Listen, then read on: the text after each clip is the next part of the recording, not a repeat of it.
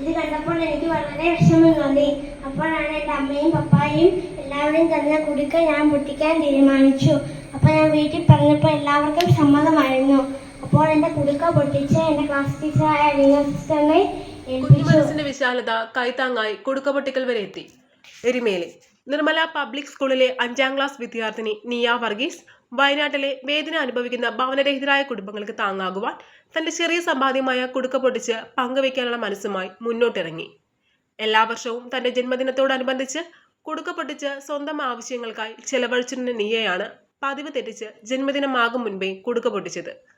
വയനാട്ടിലെ ജനത്തിന്റെ ഹൃദയഭേദമായ കാഴ്ച TV ചാനലിലൂടെ കണ്ട